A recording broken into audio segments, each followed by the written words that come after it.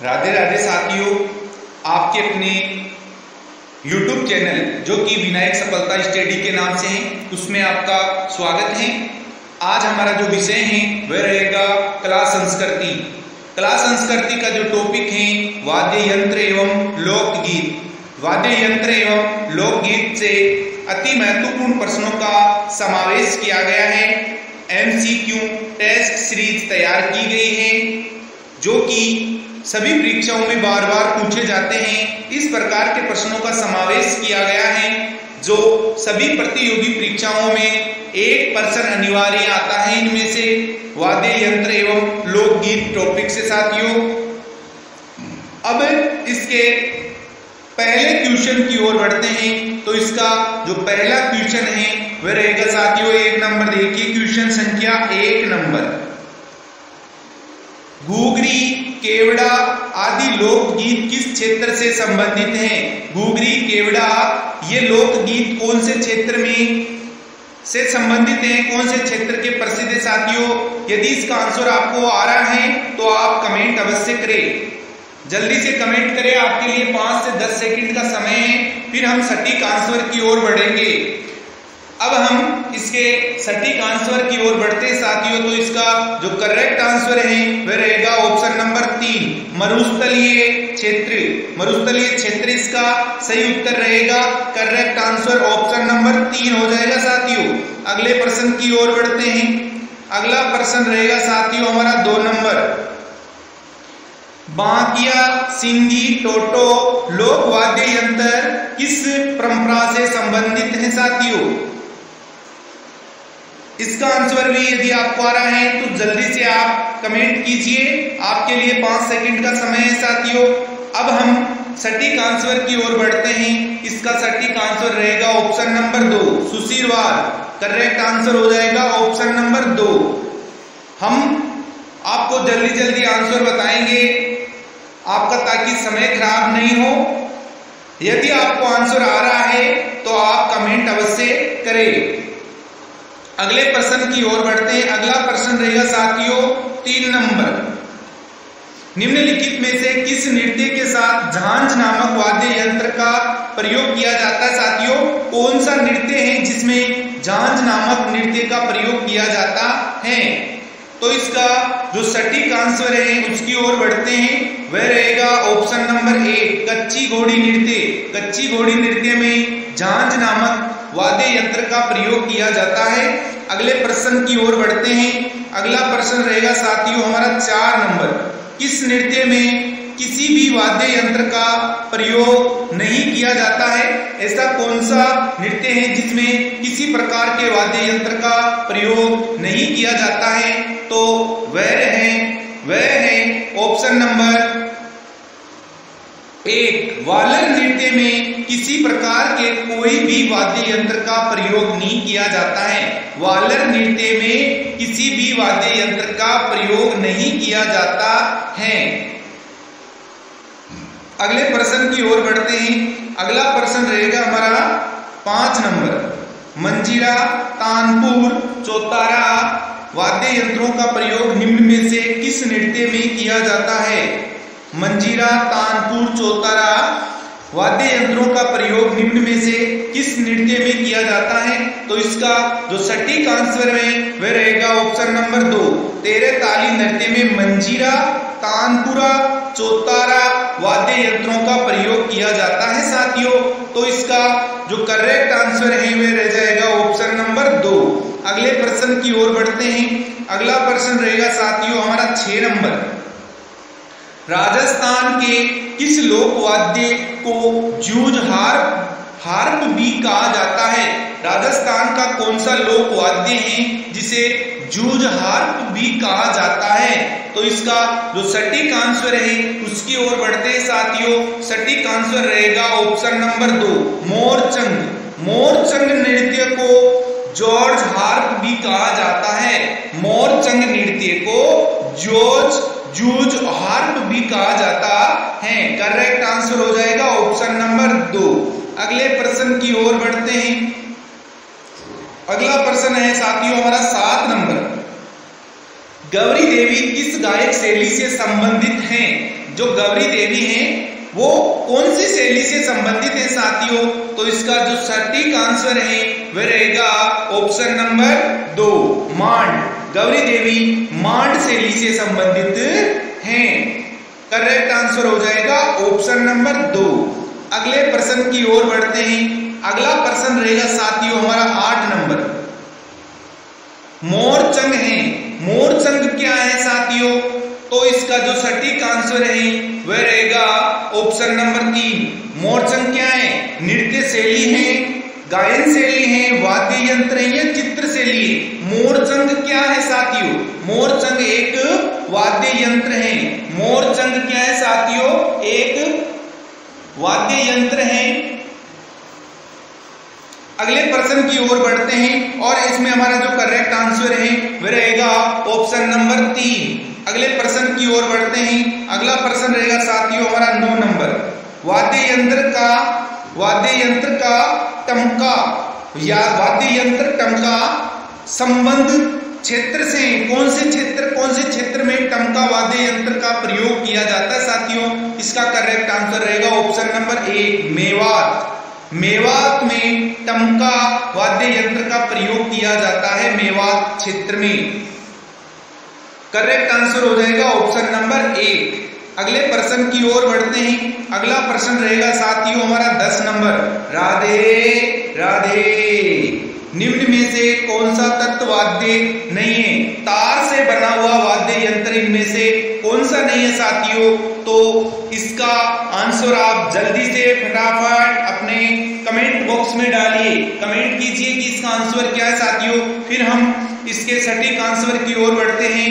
तो इसका जो सटीक आंसर है वह रहेगा ऑप्शन नंबर 3। ऑप्शन नंबर 3 इसका करेक्ट आंसर हो जाएगा साथियों सतारा। सतारा वाद्य यंत्र तत्ववाद्य नहीं है। रवाज, चौतारा और जंतर ये तीनों तत्ववाद हैं और सतारा क्या है? सुशिरवाद है साथियों। क्या है? सुशिरवाद। सुशिर वाद्य यंत्र है। सुशिर वाद्य यंत्र है सतारा। सतारा को लेकिन लगता है कि ये 7 तारा यानी 7 तारों से बना हुआ, इस प्रकार से अधिकतर विद्यार्थी इसको गलत कर देते हैं कि यह तत्ववाद है, लेकिन यह तत्ववाद नहीं है, यह सुशिरवाद है साथियों। सुशिरवाद है। अगले प्रश्न की ओर बढ़ते हैं। अगला प्रश्न रहेगा साथियों हमारा 11 नंबर।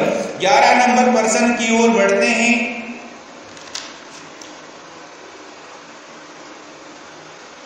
राजस्थान के प्रसिद्ध पखावज वादक हैं। राजस्थान के प्रसिद्ध पखावज वादक कौन है इनमें से?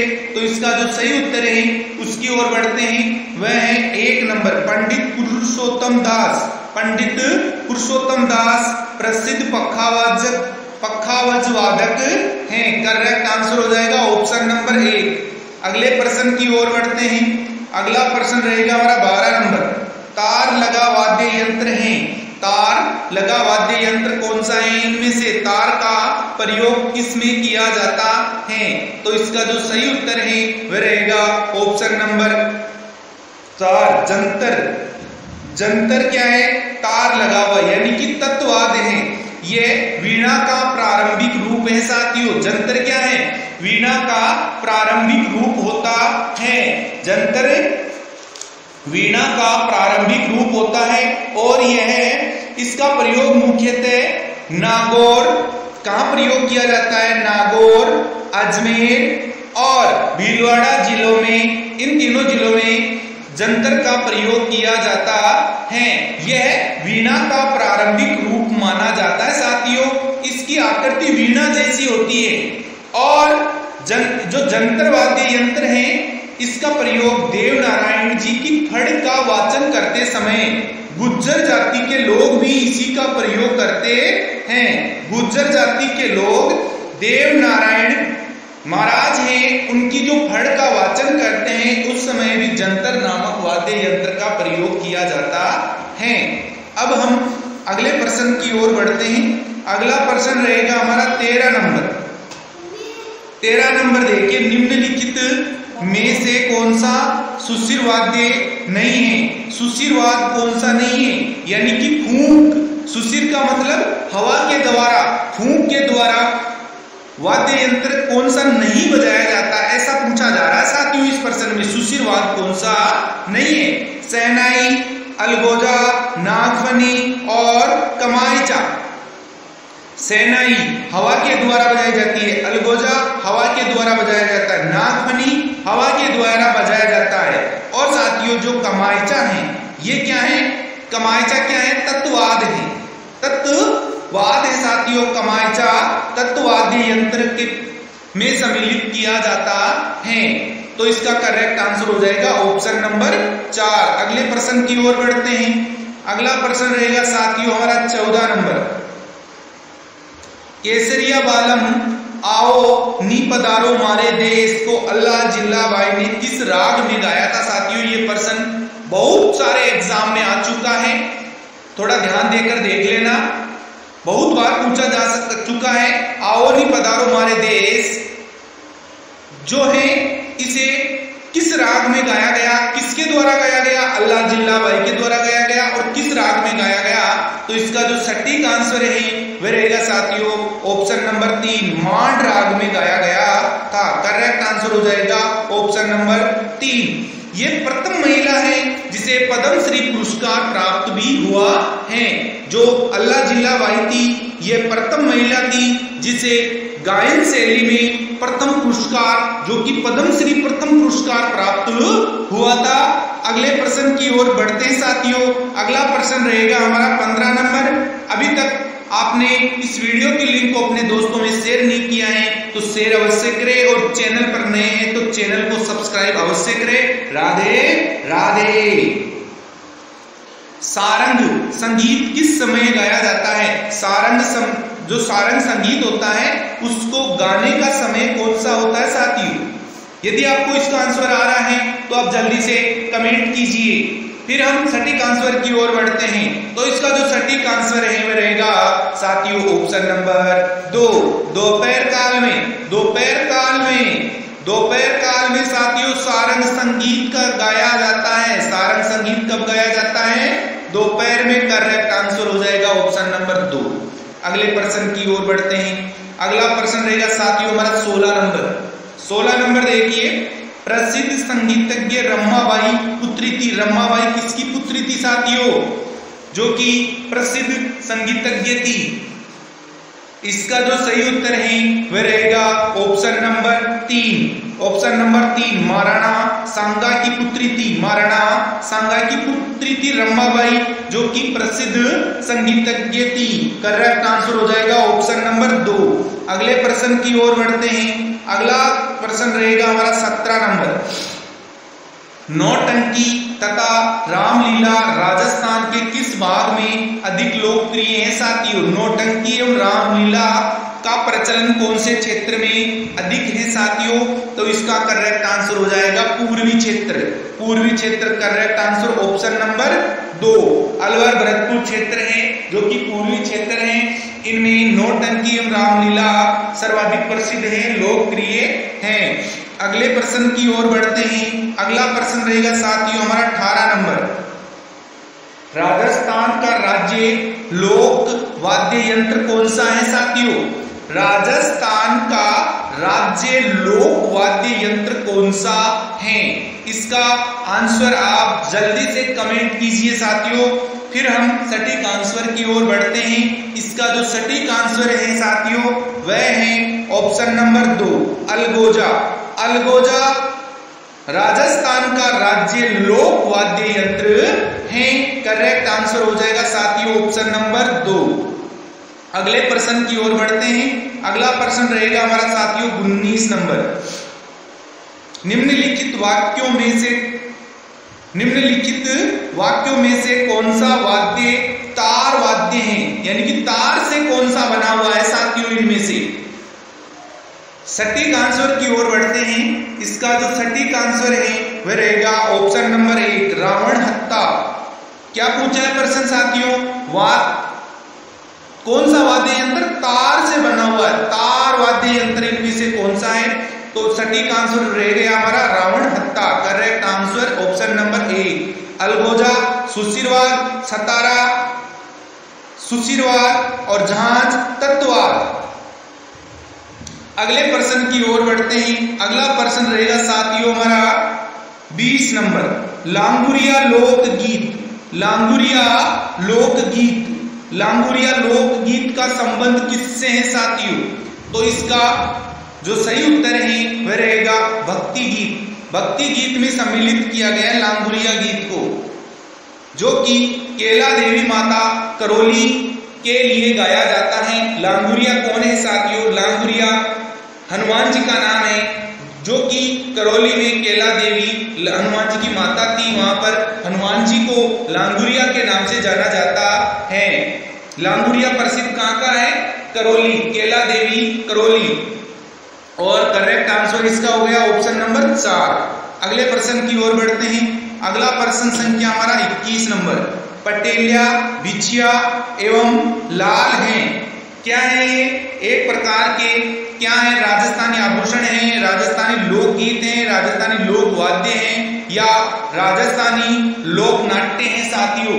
क्या है ये इनमें से? तो इसका जो सही उत्तर है वह उसकी ओर बढ़ते हैं। तो इसका जो सही उत्तर है वह ऑप्शन नंबर 2, राजस्थानी लोकगीत। राजस्थानी लोकगीत में सम्मिलित किया गया है साथियों इनको।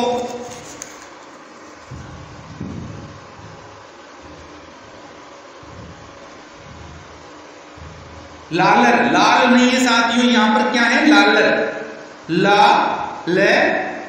लालर है। पटेलिया, बिछिया एवं लालर किससे संबंधित है? लालर है। लालर क्या है? लोकगीत है, राजस्थानी लोकगीत है। अगले प्रश्न की ओर बढ़ते हैं। अगला प्रश्न रहेगा साथियों हमारा 22 नंबर, फड़ बाजते समय किस वाद्य यंत्र का प्रयोग किया जाता है? कौन सा वाद्य यंत्र है जिसका प्रयोग फड़ बाजते समय किया जाता है? तो इसका जो सही उत्तर है वह है ऑप्शन नंबर 1, रावण हत्ता। रावण हत्ता का प्रयोग बाबूजी की फड़ वाचन के समय किया जाता है। बाबूजी की फड़ वाचन के समय किया जाता है साथियों। अगले प्रश्न की ओर बढ़ते हैं। अगला प्रश्न रहेगा हमारा 23 नंबर, जयपुर के इतिहास में निम्न में से किस कला, संगीत एवं साहित्य का महान आश्रयदाता माना जाता है? जयपुर के इतिहास में निम्न में से किस कला, संगीत एवं साहित्य का महान आश्रयदाता माना जाता है साथियों? तो इसका जो सही उत्तर है वह रहेगा ऑप्शन नंबर 2, सवाई प्रताप सिंह। सवाई प्रताप सिंह संगीत एवं साहित्य का आश्रयदाता है, जो कि जयपुर के इतिहास में है। अगले प्रश्न की ओर बढ़ते हैं। अगला प्रश्न रहेगा साथियों हमारा 24 नंबर, ध्रुपद गायिका गायकी के लिए वर्तमान में कौन सा घराना प्रसिद्ध है? ध्रुपद गायकी के लिए वर्तमान में कौन सा घराना प्रसिद्ध है साथियों? तो इसका जो सही उत्तर है वह रहेगा ऑप्शन नंबर 3, डागर घराना। करेक्ट आंसर हो जाएगा ऑप्शन नंबर 3, डागर घराना। ध्रुपद गायकी के लिए जो वर्तमान में घराना है वह प्रसिद्ध है, डागर घराना। करेक्ट आंसर हो गया। अगले प्रश्न की ओर बढ़ते हैं। अगला प्रश्न रहेगा साथियों हमारा 25 नंबर, निम्न लिखित में से मांड गायिका कौन है? इनमें से मांड गायिका कौन है साथियों? तो इसका जो सही उत्तर है वह रहेगा ऑप्शन नंबर 2, गौरी देवी। मांड गायिका कौन है इनमें से? गौरी देवी है साथियों। राधे राधे, धन्यवाद।